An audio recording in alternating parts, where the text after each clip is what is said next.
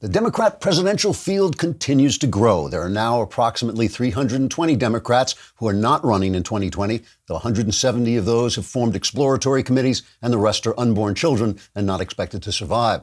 So far, the frontrunners are Julius and Ethel Rosenberg, a transgender schizophrenic who self-identifies as both members of the couple who sold our nuclear secrets to the Soviets, and psychopathic abortion doctor Kermit Gosnell, whose campaign slogan is, "Other Democrats vote for infanticide, but I've actually been convicted."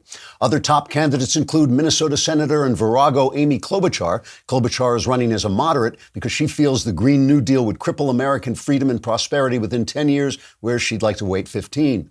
Klobuchar has been accused of treating her staff unkindly, but she says this is just sexism. In a speech delivered in a shrill, screeching voice to a cowering underling, Klobuchar said, quote, "If a man demands excellence from his workers, he's considered strong. But if a woman hits her assistant in the head with an ashtray because she put 2 sugars in her coffee instead of 1, she's considered a witch. Now fetch me a salad before I rip out your esophagus," unquote. One potential candidate who hasn't made up his mind yet is former Vice President Joe Biden. In an interview with a potted plant he mistook for Joyce Behar, Biden said, quote, "I think what the American people are looking for is a 78-year-old chief executive who's as stupid as a brick. The working folks of this country know I'm just an ordinary guy, except dumber and maybe a little more dishonest," unquote.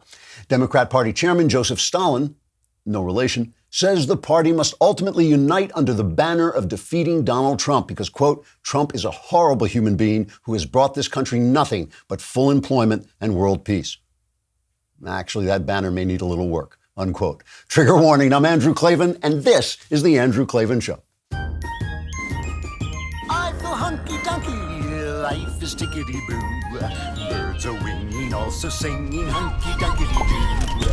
Ship-shape, tipsy-topsy, the world is zippity-zing. It's a wonderful day, hurrah, hooray! It makes me want to sing. Oh, hurrah, hooray! Oh, hooray, hurrah!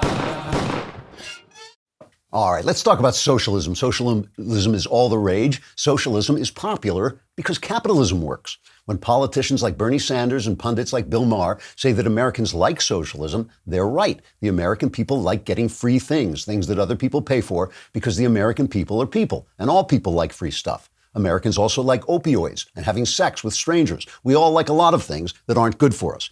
But what makes socialism so attractive right now is that capitalism has already done so much of its wonderful work. We've got iPhones and computers, medicine, cars, poor people who are richer than rich people used to be.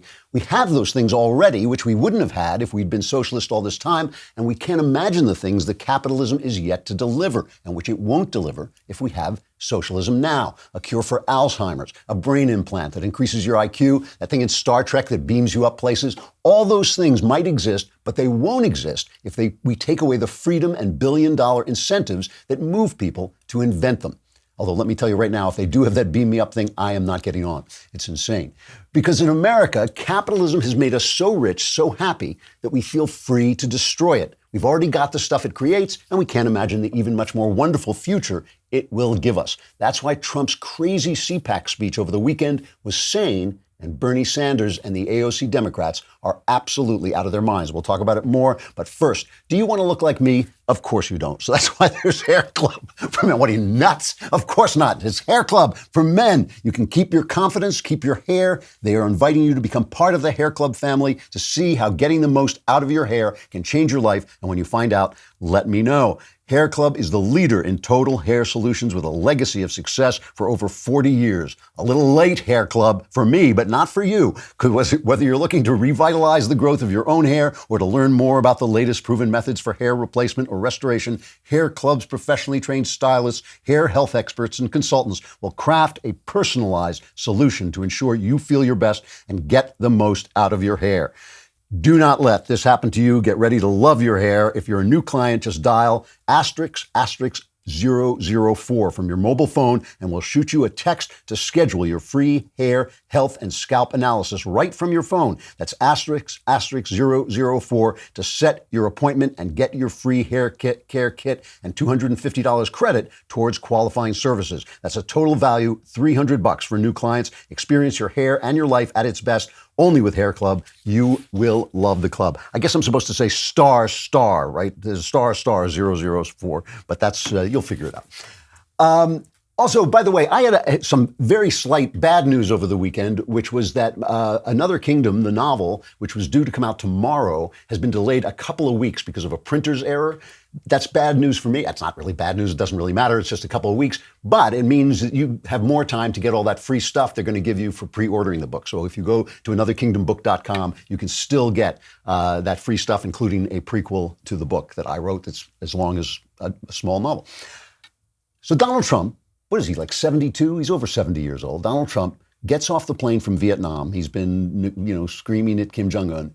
He goes to CPAC, right? And he talks off script for 2 hours. And of course, the audience loves him and they go crazy. And some of it was absolutely hilarious. Some of it was hilarious. I'm just going to start with a longish clip because it gives if you missed the speech, it was wild. It was wild. I mean, he was 2 hours he went. And obviously, the written speech must have been like 45 minutes long. And he was just rambling, going from thing to thing in middle of sentences the way he does. And yet, it was weirdly a great, great speech. So play cut number 4. He goes off on this investigation, the Russian collusion thing. I saw a little shifty Schiff yesterday. No, it's the first time. He went into a meeting and he said, we're going to look into his finance. I said, where did that come from? He always talked about Russia. Collusion with Russia. The collusion delusion. So now we're waiting for a report, and we'll find out whether or not and who we're dealing with. We're waiting for a report by people that weren't elected. Think of this. We had the greatest election. In all fairness, I used to hear Andrew Jackson. This was now greater than the election of Andrew Jackson. People say that. No, people say it. I'm not saying it. All right? This was the equivalent or greater. They used to go to Ronald Reagan when I first started. This is Ronald Reagan. Then we started really doing well, and they were coming from everywhere to vote. Those red hats and white ones. The key isn't the color. The key is what it says. Make America great again. That's what it says. Right? But we had the greatest of all time. Now we have people that lost. And unfortunately, you put the wrong people in a couple of positions, and they leave people for a long time that shouldn't be there. And all of a sudden, they're trying to take you out with bullshit, okay? With bullshit. We're bleeping the President of the United States. When I was a kid and I was in radio, worked in radio, well, I was trying to become a novelist, and before I could, just do that. This so long ago, so help me, we had tape, those big reels, and you had to cut the tape, and you'd cut the tape with a razor. You probably have never even seen a razor blade that's not attached to a piece of plastic. This was just a razor blade, and you would sit there and cut that, and then you take out a piece of tape, and you'd splice the tape together. You were not allowed to edit the President of the United States. If the President of the United States stuttered, if he said, you were not allowed to edit the President of the United States. It was not a law. It was just kind of journalistic integrity demanded that the President get to say whatever he wanted to say. We have to bleep this president. He actually is cursing on stage, which is just an amazing, amazing thing. And yet, everything he said, you know what he's saying, you understand what he's saying, everything he said is true. Adam Schiff and all the guys in Congress are now investigating all these things. They've opened investigations into obstruction. They're calling for 60 people to come and talk to them, and all these documents they're getting. And this is a win-win for them. This is a win-win for the Democrats because it's Oppo research on the people's dime. Basically, whatever they find out, whatever they can come up with, if they get his tax returns, if they get whatever they get, they're not going to impeach him, I don't think. I don't believe that. They may be pushed to it, but I don't think they will. But they use that in 2020. They can throw that stuff at him, and you paid for it. You paid for the Oppo research, and that's what it is. And meanwhile, in the meantime, they just accuse him. Adam Schiff, this McCarthyite guy, he's my congressman. He really has behaved shamefully and shamelessly. He's now just throwing out charges. This is on Face the Nation, CBS. We're also looking at persistent allegations that the Russians have been laundering money through the Trump Organization. I don't know that that's true, but if it is, again, it's a profound compromise of this president. You said you don't know that that's true. Who can answer that question for you? Who do you need to talk to? Well, we'll need to talk to some of the banks that have been doing business with Mr. Trump, like Deutsche Bank, which has had a history of laundering Russian money. It was a bank, one of the very few, if only, that would do business with Mr. Trump after American banks refused. But we also will want to speak with the accountants, the chief financial officers for the Trump organization, and others who would have information about the Moscow Trump Tower deal, about the issue of money laundering. In fact, we're bringing Felix Sater in to talk about Moscow Trump Tower in a couple weeks. So there are any number of witnesses that can shed light on whether America's national security is compromised because the president has been pursuing financial interests with the Russians. This is amazing. This is so appalling that their justice reporter, I think it was still on CBS, Paula Reed, the justice correspondent, actually called him out after he was gone. Nobody said anything to him while saying. They never asked him for proof. What are you talking about? How can you throw these things around? But finally, I mean, this is like Edward R. Murrow taking on McCarthy. Finally, some reporter has the guts to say that Adam Schiff is doing something that is wrong per se. Here she is, Paul Reed. I also take issue with his claim that he has evidence of collusion. He seemed to be conflating contact with collusion. He says what happened at Trump Tower was collusion. He's pointing to emails. Nothing was exchanged there. Same with the meeting that Paul Manafort had with Konstantin Kilimnik, exchanging polling data. We know there was contact. We know that, but we don't know what they did with that polling data. So we certainly have evidence of contact, but a criminal conspiracy, so far, there has not been sufficient proof for anyone to be charged in that. And not only that, she said, when he was talking about the money laundering, she said, that's a hell of a claim to throw out there. She didn't use that language. She said, that is a wild claim to throw out there without any proof. And Schiff does that every day, and nobody calls him out on it. And she finally did. Good for her. Actual journalism on TV. You don't see that very often. Lightstream, I know that you do this, I do it, everybody does it. You pay for stuff with credit cards. And it doesn't feel like paying for stuff because you're not taking out your stash of gold and giving it to them. You give them this piece of plastic. Then the credit card bill comes due, and the credit card debt can be charged at an interest rate of over 18% APR. That is insane. Go to Lightstream,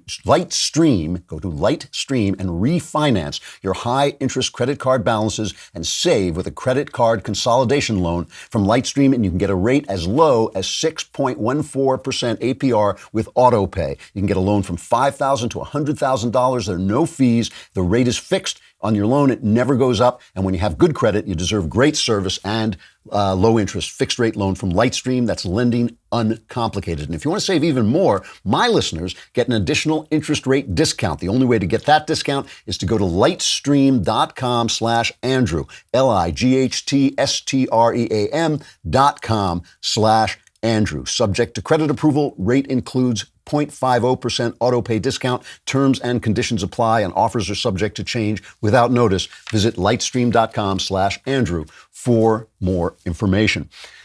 So the press, that's the other thing about Trump's speech. He was hilarious about the press. I mean, absolutely hilarious. And they're standing right there, which is great. And he had me laughing out loud. And because they do this stuff where they report everything breathlessly, every source who says a nasty thing, every source who says, oh, yeah, I heard Donald Trump say this, is in the New York Times right away. They don't check the source. They don't have to check the sources. If it's too good, if it's against Donald Trump, it's too good to check. And he went after them for something that has bugged me as well. He went after the press for this thing where he said, he made a joke during the campaign, I wish Russia would find Hillary Clinton's email. Obvious joke, obvious New York type joke, obvious Trump type joke. And they said, that's collusion. He's colluding right in front of us. And he talks about this. This was number 8. So everybody's having a good time. I'm laughing. We're all having fun. And then that fake CNN and others say, he asked Russia to go get the emails. Horrible. I mean, I saw it like 2 weeks ago. I'm watching, and they're talking about one of the points. He asked Russia for the emails. These people are sick, and I'm telling you, they know the game. They know the game, and they play it dirty, dirtier than anybody's ever played the game. Dirtier than it's ever been played. I mean, this is good stuff. He's absolutely right. They went after Michelle Malkin because she said she blamed the ghost of John McCain for not being hard enough on immigration. It's like, Saint John? You said something mean about St. John, because in the press, the only good Republican is a dead Republican. And so they finally love John McCain, who they loved right until in the moment he was running against Obama, and then they slaughtered him. So, the fact that Michelle Malkin made a comment, that was perfectly rational about the way he was in politics, perfectly fine. But let's just end with Trump, the Trump part of this, with his thing on the Green New Deal, which was just another part, had me laughing out loud. The country's in big trouble, folks, because we have to get it back. And when I look at what's happening on the other side, I encourage it. I say, no, I think the new Green Deal, or whatever the hell they call it,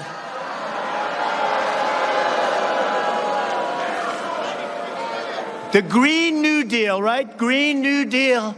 I encourage it. I think it's really something that they should promote. They should work hard on. It's something our country needs. Desperately, they have to go out and get it. But I'll take the other side of that argument only because I'm mandated to. But they should stay with that argument. Never change. Never change. No planes.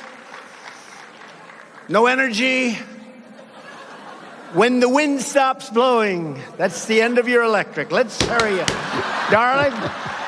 Darling, is the wind blowing today? I'd like to watch television, darling. I mean, it's good material. This speech. I mean, the speech was, watching it, you thought like, oh, Lord, this guy is out of his mind, because he was just all over the place. But when you thought about it, it all made sense. It all hung together. And you knew it was a good speech because of the press reaction. You knew it was a good speech because of the press reaction. We've got to go to CNN. At one point, Trump was talking about restoring our heritage, restoring America, make America great again. So much. One thing, you can always turn to CNN for so much historiizing, okay? Here's CNN's Sam Vinograd. She's asked this question. You got to listen to this amazing response. Sam, the idea of preserving heritage taps into historically darker times, certainly. Not only that, though, you say what we heard from the president in those remarks also could pose a national security concern. Well, his statement makes me sick. On a personal level, preserving our heritage, reclaiming our heritage, that sounds a lot like a certain leader that killed members of my family and about 6 million other Jews in the 1940s. But on a national security level, the president talks about preserving our heritage as a catch-all for implementing policies that misallocate resources. He pretends that there are massive flows of illegal immigrants coming over our borders and is spending billions of dollars on a border wall emergency instead of paying attention to real national security threats. He sounds a lot like despotic leaders that have talked about white heritage and white nationalism around the world, and is putting resources in the wrong place and pretending that there are foreign people trying to influence our country in a way that just isn't accurate. So if you want to restore America freedoms, you are just like Adolf Hitler, who murdered 6 million Jews. If you say, let's restore American heritage, I mean, really? Really? I mean, that's an amazing thing. I mean, is that when Barack Obama ran on change? Was that like Joseph Stalin because he wanted to change things? It's an amazing reaction. And the question, remember, was restoring our heritage. That goes back to darker times.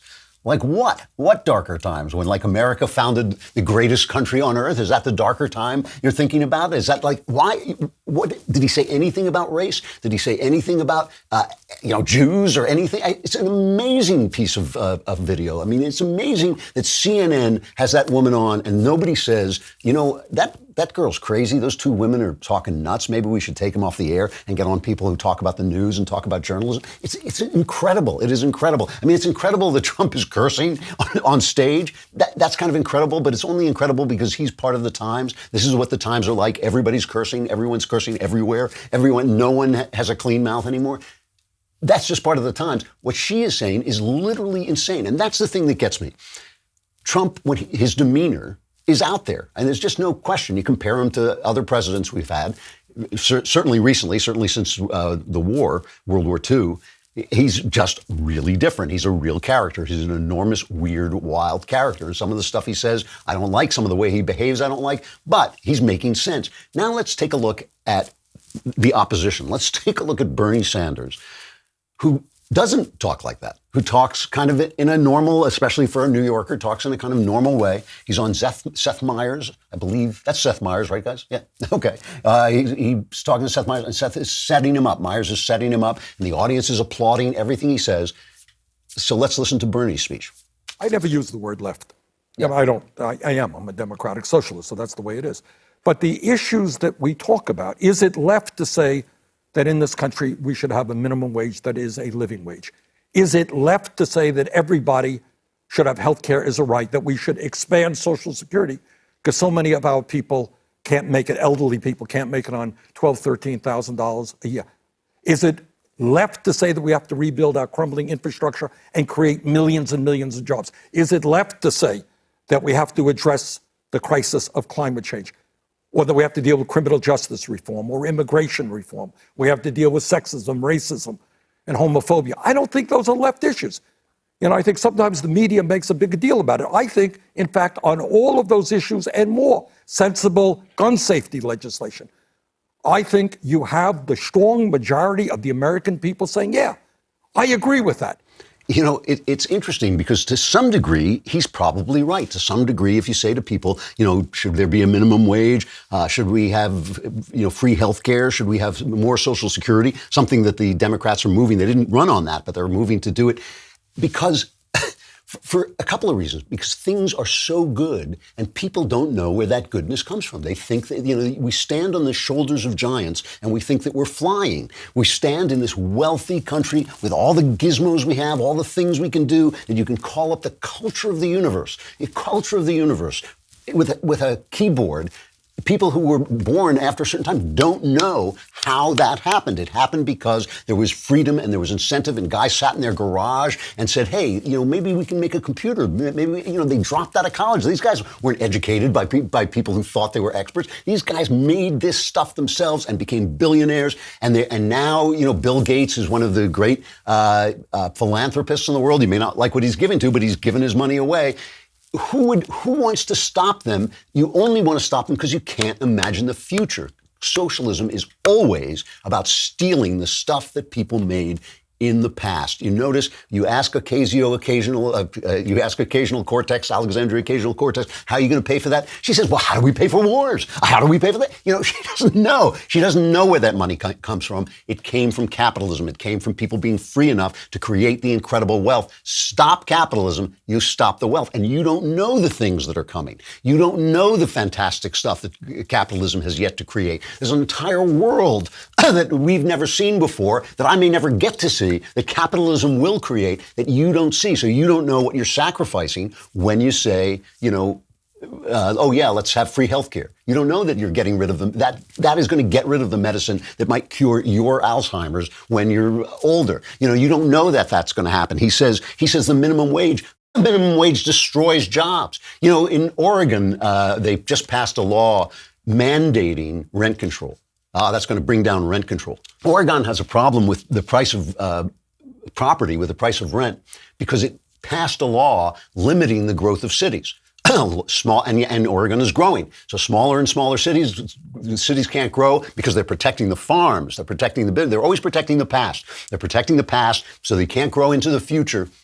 So now there aren't enough apartments. So now rent is too high. What do? We mandate that you can't raise the rent. We have a law that says you can't raise the rent past 7%. So what do the builders do? They say, well, I'll build in Omaha. I'll build somewhere else. Or I'll only build apartments for rich people. That's what essentially New York, Manhattan has rent control. It has emptied the city. It has emptied the island of Manhattan of middle-class people. They're all in the boroughs now. Manhattan used to thrive. It used to be one of the very few places, urban spaces in America where people could live, But once you have rent control, at first the government screws it up, and then the government says, you know what you need? You know who has to fix this? The government. The government has to fix this. It's like you're inviting a plumber to your house, and he floods the house, and he says, you know what you need? You need to hire me to fix that. That's what it's like. So Bernie is talking, first of all, he calls himself a Democrat socialist. He's a communist. This is a guy who praised Castro, who praised the Soviet Union, honeymooned in the Soviet Union. You remember that thing? We have that clip about the bread lines. Listen to this. It's funny, sometimes American journalists talk about how bad a country is because people are lining up for food. That's a good thing. In other countries, people don't line up for food. The rich get the food and the poor starve to death. Bread lines are a good thing. That's Bernie Sanders' America. That is Bernie Sanders' future. He doesn't know. He thinks, how can I pillage the wealth of the past to give stuff to everybody, instead of thinking, let's risk. Let's have the risk and the excitement and the freedom of the future, and people will have more stuff than you've ever seen before. It's just because he hasn't seen it before. He can't imagine it. He doesn't think it's there. Socialism is all about the past. Socialism is all about pillaging the past. You know, it used to be socialism was take over the means of production, right? And then spread the wealth, give the wealth to whoever needs it or wants it. That didn't work, because when you take over the means of production, the government ruins everything. They can't run stuff. So the companies failed in the Soviet Union. At first it was great. You modernized everything. And then, of course, it all collapsed. But now they don't do that anymore. Now they say, let's have free market societies, and then we'll just steal all the money. But that does the same thing. It just takes a little bit longer. You know, there was a really interesting exchange on ABC, it was, where Matthew Dowd, do we have this one? Yeah. Let me just see. Oh, there it is. 10. So Michael Dowd was saying, the people, saying the same thing Bernie was saying, that the people love this stuff. The Democrats represent the people. And Sarah Fagan, who is, I think, an old Bush administration hand, responded. Let's listen to this exchange. The Democratic Party has moved farther to the left, will move farther to the left by the end of this process than the Republican Party moved to the right over the last decade. And the most important and arguably influential Democrat isn't able to run. Congresswoman, Ocasio-Cortez. And she's the intellectual drive now on the Democratic Party. And we see these candidates falling over themselves to adopt her positions. And it's going to be very costly. Where most Democratic voters are. But where most voters are much closer to where the Democrats are than the Republicans are. Mm-hmm. Most voters support dealing with climate change. Healthcare. Most voters don't support the wall at the border. Most voters support increased taxes on the very wealthy. So all of these things, the Democrats are much closer to where the country is than the Republicans That's true in a polling context. It's not true when you lay out this policy. See, the more you know. That's what she's saying. And she's absolutely right. And that's when Bernie says, yeah, they want all this stuff. They want all this stuff. Yeah, they want opioids and, wild sex, too. But those are not things that actually help you in the future. Those are things that you want in the moment. And you think, you know what? Then in the future, I'm a dead guy and it's all unpleasant. So you don't do it. Socialism is exactly the same way. Of course you want it. It's free stuff. Why wouldn't you want it? It's just that it destroys the future that you haven't yet imagined. The New York Post ran an editorial, their editorial board, basically saying that people don't love socialism because they don't know what it is. It says millennials, ignorant of socialism's appalling economic and human rights history, increasingly embrace socialism and its naively unrealistic prescriptions for ending all human want. Yet so are a growing number of veteran Democratic pals who should know better but are clearly terrified by the growing star power of the likes of Bernie Sanders and Alexandria Ocasio-Cortez. Gallup reports that 57% of Democrats have a positive view of socialism, but do they even have any idea what they're talking about? The same poll shows respondents supporting small business and free enterprise and rejecting the idea that government is doing too little. See, if you ask people, do you want free health care? They say yes, of course. But if you ask them, do you want there to be new medicines that will cure cancer and that will cure Alzheimer's and all these things? They say yes, too. But you can't have both. You cannot have both because socialism pillages the past and leaves nothing for the future. Capitalism builds the future. They go on to say today's democratic socialists don't seem to embrace the classic definition of socialism as government controls the means of production. These socialists insist they don't support repressive states like the Soviet Union or North Korea. Instead, they point to Scandinavian-style socialism in nations like Denmark, Finland, Norway, and Sweden as true socialism. One problem is those countries aren't socialist. As Danish Prime Minister Lars Løkke Rasmussen has said, Denmark is far from a socialist planned economy. Denmark is a market economy. But those guys are inventing nothing. They invented the paperclip. They live off the stuff that we invent here because we're free. That's what they live off, It's just amazing. We're creating the future. They're just spending the money that they make, basically, so they have no future. They only have a past. Capitalism requires risk. It requires trust. It requires optimism. Socialism, it plays on fear and desire. That's what it plays on. Michael Knowles, who you may remember from last Monday, or even something else, will be with us in a moment. We're going to talk about something really interesting. Stay with us there. And also, I'm going to talk about video games all this week. At the end of the show, I'm going to be talking about my life in video games. So if you're interested, hang around.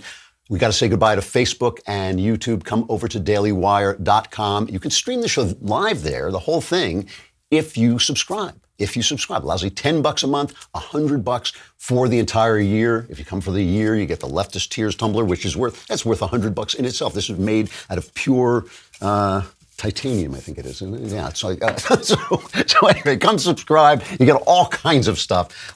Michael Knowles coming up.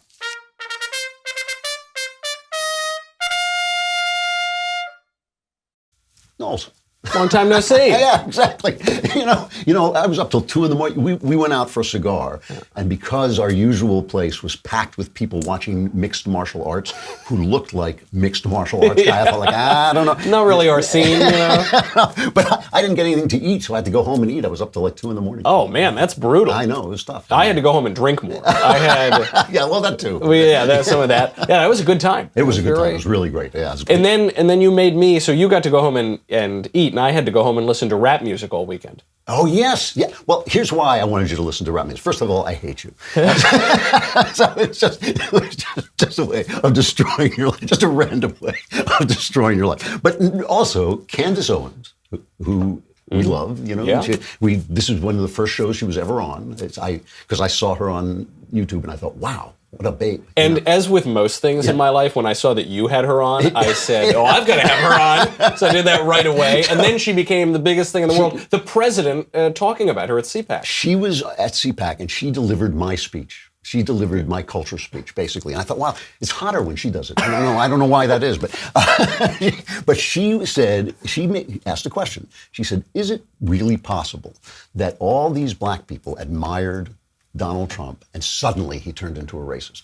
Excellent question. Right. So I thought, let's go back and see how they felt about Donald Trump before CNN got to him. You know? This was a great question, and I read through, I think, every single hip-hop song that mentions Donald Trump. Really? Between 1989 and 2013, over 200 songs mentioned Donald Trump. Is that right? Over 200. And then there are many more that come after 2013. Yeah. Now, the way that the mainstream media spin this, the way that Nate Silver, 538, spins this, is they say, well, yes, a lot of songs mention Donald Trump, about 19% of them in a negative way, 60% in a positive way, and then a sort of mix.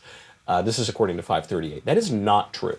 That is sort of true if you include all of the various mentions he's had since 2015. Okay. But if you look at 1989 all the way up to 2015, just before 2015. So when he basically becomes a candidate. When he becomes a candidate. If you look before his candidacy, there was one negative reference to Donald Trump. Is that right? Yes. All of the rest were positive. That's really interesting. It's the only one. And this began in 1989. It began with the Beastie Boys, of all people, in the song, I believe it's pronounced Johnny Royale. And the line is, Donald Trump and Donald Tramp living in the men's shelter, Wonder Bread bag shoes and singing Helter Skelter. And there is obviously this juxtaposition of Donald Trump, very successful, and Donald Tramp. This is about as clever as it gets. It's pretty much downhill from there. So in 1989, you got Donald D. saying, after that, me and Donald Trump hung out. Fat Boys. I know you're a big Fat Boys fan. Oh, yeah, and I have my poster on the wall. Yeah, I was a big Fat Boys poster. It says, boy, I got money like Donald Trump. 1990, you got... It's aspirational, right? It's aspirational. Yeah. In 1990, you have I assume this is a French artist called Nice, or it's Nice. And it says, I'm not rich like Donald Trump. Ice Cube, because he making more than Donald Trump. These are all little references, just he has a lot of money. Right. 91, A Tribe Called Quest sings, beepers going off like Donald Trump gets checks. And Scarface, there's a word that I can't use so I'm going to just say ninja. Yeah, okay. Yeah, it's like rap music, you can't even quote the lyrics. I'm just not allowed. So Scarface says, ninjas rolling hard, stacking paper like Trump. Okay, so you get all these. Then you get a little misogyny in there. Dassy FX the next year says, I went to break a slut like Donald Trump break a million. Then you get a sort of political statement admiring Trump, says, UGK, F Black Caesar ninjas, call me Black Trump, as though Trump is greater than Caesar himself. I got it. Plus, there's the Caesar Casino that Trump had. So the first negative reference, and the only negative reference before he was a candidate, comes from the coup, and it says, the coup or the coup? I don't know. It says, break yourself, Trump, it's collection day. And this is in a series of negative comments about rich people because it's just a class warfare song. But then the coup comes back and says a nice thing about Trump in a year. It says, Trump, put more cash in my trunk. My name is Donald Trump. Me think you might have heard about me. So, this is, just to stop you for a second. Yeah. Barack Obama the other day. You remember Barack Obama? I can't remember. He did something. Yeah, I don't know. It's hard to remember because his legacy is now just it's dust completely in the wind. gone. Yeah, it's Michelle's husband. That's right. Michelle's husband. So he's talking to a bunch of black young men, right? He's inspiring them. And he says to them, if you actually have money, you don't have to wear the chains, and you don't have to wear the dollar bill chains and all this stuff. We should tell Nick seriously about this. Yes, that dollar bill. No, but he says, you don't need that. If you have money in the bank, you walk tall, right? So he's basically saying, Donald Trump, this is a good aspiration. And he got attacked in the New York Times for not appreciating the wonderful culture, wonderful black culture. I got to tell you something, just on a side note, and then I'll let you get back to this. I've been in Ubers a lot the last few days, and they play rap music a lot. Right. And my wife gets into an Uber, turn off the music. I was like, bang, So I thought, I never hear this stuff, so I'll listen to it. If you're a woman and you listen to that stuff, you might as well just slap yourself in the face. You might as well just sit around and, it is so vicious and so mean to women. And every song is like this. And the stuff they say is disgusting. It's not even like, I just want to grab that girl. It's like awful mistreatment. Yeah, there's nothing really seductive about it or even sexy. No. It's just violent. And it's the kind of stuff that guys say when they haven't got it, when they haven't got the manhood thing going on. Yeah. You treat women like garbage and that makes you a man. It's like, that's right. Yeah. It also is the sort of thing people say when they don't have a grasp of the English language. There's that too, the violence against language. Yeah. But you're absolutely right. And so actually most of the Trump references are not, there are a couple little digs at women, get the hose and all, but most of them are just aspirational. It's that Obama comment, and J.O. Felony says, I want to be like Donald Trump, not Willie Lump Lump. Don't know who Willie Lump Lump is, but he's got less money than Trump. That's why. That's why. If you knew who he was, you'd want to be like him. Now, some are talking about Trump properties, even aspiring to participate in Trump's businesses. Cool G Rap says in '98, can't stop until I get a casa up in Trump Plaza. Oh, that's good. I like it. It's pretty good. It was almost clever. And then, so they all follow this pattern. Fast forward to 2013. You hear Homeboy Sandman really gets to the heart of the problem, as you would expect that he might. Yeah. Homeboy Sandman says... who I turn to. He says, before a Trump, the billionaire punks was a pattern. And the idea is that Donald Trump broke that pattern. He was different. He was a cultural figure. He wasn't a quiet billionaire counting his money behind his desk, which I think speaks to why Donald Trump was being in these songs. Yeah. He came out with that board game, Trump the Board Game. Yeah. Said it doesn't matter if you win or lose, but whether you win. And so even as late as 2013, 2014, all positive. Then 2015 happens. Chino Tovar raps, Donald Trump, king of slavery. Rick Ross, assassinate Trump like a Zimmerman. Ty Dolla $ign, I don't F with Donald Trump, he don't like us. Well, you seem to think differently for the past 20 or 30 years. Yeah. So what changed? 2016, Limbs says this. This is an amazing inversion of all of rap music. My main problem with Trump is how he uses money as distortion. Shows that one man's cash can be everyone's misfortune. Trump is the one distorting cash? What are you... the entire history of rap music. So what happened? What happened is... Word came from on high. Donald Trump was a Republican. They had to react in this totally mindless way, in this totally contradictory way, in this totally hypocritical way, the very year it happened. The only explanation is that Candace Owens is right. The only explanation is that there is just this unconscious political Pavlovian response. And let's not forget, it's also a broader media strategy. There is also that you just cannot, no matter if you love the guy, no matter if it's your own mother, who if she decides to run for office as a Republican, you have to turn on. What's really interesting is that as much as I dislike rap music, and as much as I dislike kind of the boorish handling of money and the desire, at least it's part of assimilation. It's part of saying, here's a successful American. That's what I want to be. And even wearing the chains and stuff, it's basically identifying with that. When you look at what have got to be the two most, let's leave out Black Panther, but two of the most creative, certainly, movies that involved a black hero, Get Out and the Spider-Man movie. Both of those are about assimilation. They're about becoming part of the society and how you bring yourself, or whether Get Out is a horror movie, so you can't bring yourself, you lose your soul if you assimilate. That's the problem that black people are facing today. That is the idea they're facing. And this is part of it is the Obama legacy, bringing back the kind of, oh, America hates you, I'm going to get shot at a gas station thing. And part of it is this like backwards looking thing. We're going to have some kind of separatist life. You do not want that life. That's right. You do not want that life. This is a big, beautiful country. We want everybody to be here. We want you to have, we don't care what color you are as long as you're an American, as long as you believe in American things. They're making a big mistake. It's a huge mistake. And the choice, the fact that Republicans chose Donald Trump really highlights this. The fact that they chose this guy who was iconic. I hate to use that word, but he was iconic in hip-hop music. And the Republicans embraced him.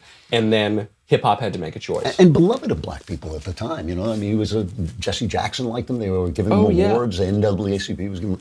What are you talking about on your show? Today we're going to be talking about how Donald Trump is more principled than his critics on the right or the left. Wow. Okay. I think there's a lot of evidence from CPAC, from The Bulwark, Bill Kristol's new project, and I'm glad you're talking about The Bulwark. I'm having David French on later on to explain himself, but I'm glad you're talking about The Bulwark. It's embarrassing. Donald Trump is a principled man who surprises abound as the years unfold. All right, I got to stop. Good to see you. Talk to you later. Good to see you.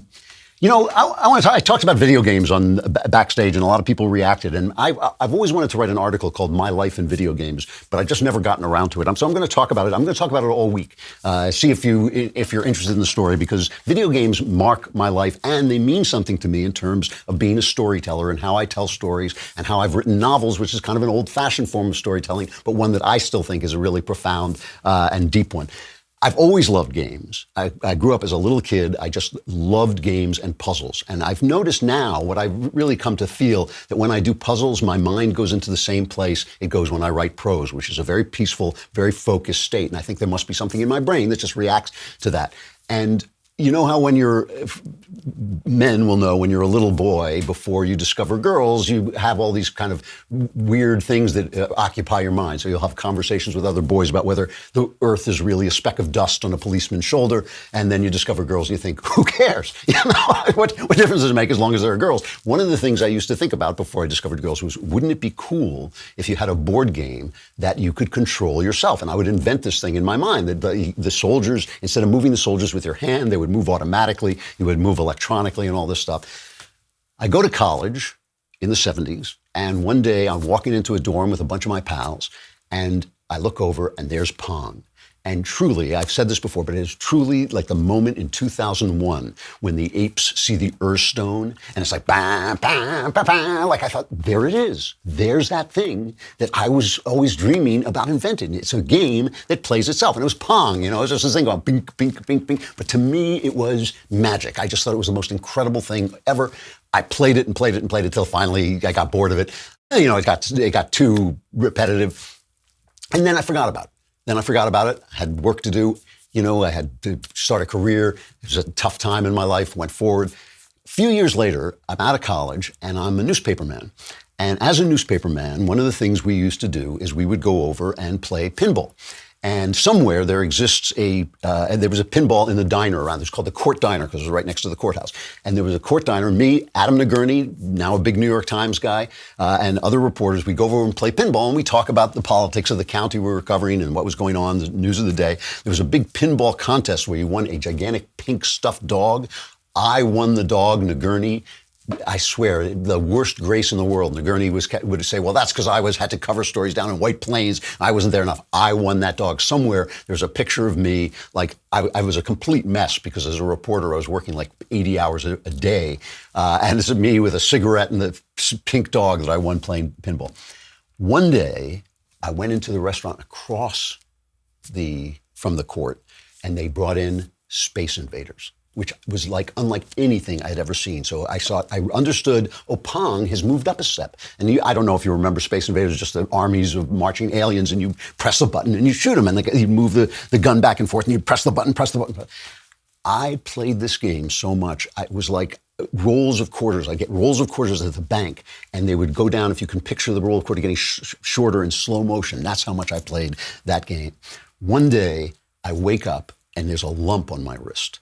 And I thought I was dying. I thought, oh my God, I've got a lump in my thing. I've got to go to the doctor. And I go to the doctor, and the doctor looks at it and he says, have you been making any repeated pressing motions? And I said, yeah, I've been playing this stupid game, Space Invaders. That's how much I was addicted to it. I went home that weekend and picked up the Sunday paper, and there was a little story saying Space Invaders wrist. It was a phenomenon. So I was one of the first people to ever get Space Invaders. At that point, video games fascinated me the way games fascinated me. And it wasn't till later when they started to fascinate me as a means of telling stories. And I'll talk more about that tomorrow when I will be back. I'm Andrew Clavin. This is The Andrew Clavin Show.